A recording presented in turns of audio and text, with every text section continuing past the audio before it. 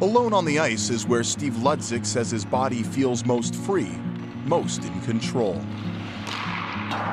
It's been 5 decades since Ludzik first laced up skates. Even as a child, he knew pro hockey was in his future. I was 11 years old playing minor atom hockey, and I led the city of Toronto in scoring, and I received the nicest trophy in the mail, addressed to Steven Ludzik. And it was for leading the league in scoring. And the next 6 years I led the city of Toronto in scoring, and never got another trophy. And the year before my dad died, I asked him a question I deep down knew the answer. I said, "Did you send that trophy to me?" He goes, "Yeah, I thought you needed a little bit of confidence booster, just a little pat." And that's, at that age, 10, 11 years old, I knew I was going to play in the National Hockey League. And Ludzik did make it to the NHL. Here's Ludzik, he scores! Well, the guy that made it all possible was number 29, Ludzik. But 12 pro seasons as a fourth-line checker took its toll on his body. I was finishing up playing in Rochester for the Americans, and I broke my sternum. And I broke my foot, my hand, my wrist, my arm, my collarbone. And the sternum was the final straw. My wife tapped me on the shoulder. We were driving home from the hospital. She goes, "Remember that tap? It's time to go. Your body's failing you. It's falling apart." And it was. The bones would heal, but a few years later, while coaching the Tampa Bay Lightning, there was something much more serious taking hold of Ludzik's body. I noticed my baby finger was jumping up and down. I said, "Geez, that's kind of peculiar." And then my shoulders got sore, and then my left leg.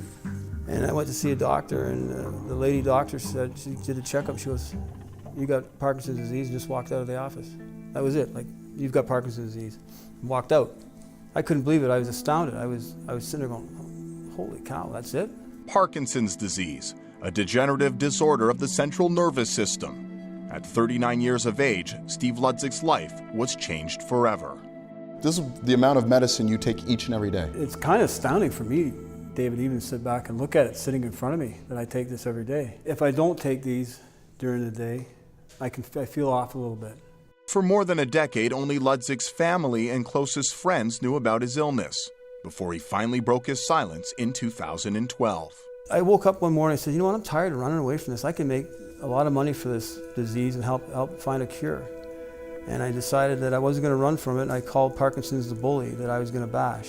What was the response from the NHL community when you reached out to them saying, "I have Parkinson's"?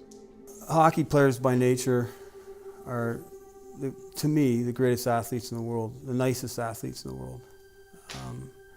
I got calls from tons of players and saying, "Hey, anything we can do to help you, let us know." And the NHL community came out in full force, supporting a celebrity roast for both Bobby Hull and Mike Keenan. Ludzik, thanks for having me The out two tonight. roasts, along with a pair of celebrity hockey events in St. Catharines, raised nearly $200,000 to fund the Steve Ludzik Center for Parkinson's Rehab at Hotel du Shaver. There's over 100,000 people in this country with Parkinson's, and very few facilities that provide this care. We have speech-language therapists that work with our Parkinson's folks. Breathe in, 1, 2, 3, and breathe out. We have OT, occupational therapists, and physiotherapists. We have an advanced practice nurse that works with them. We have rehab assistants, and the list goes on. Building Ludzik's facility has involved the entire community, including a corporate donation from Scotiabank and support from St. Catharines MP Rick Dykstra. We can actually start to do the research necessary to drive this thing to the point where everywhere else across the country they're saying, "How are you running a clinic for the amount of money that you are, and how have you made it such a permanent feature?" So I just see this thing growing, and Steve's vision and view of the direction we need to go in is we need to keep working.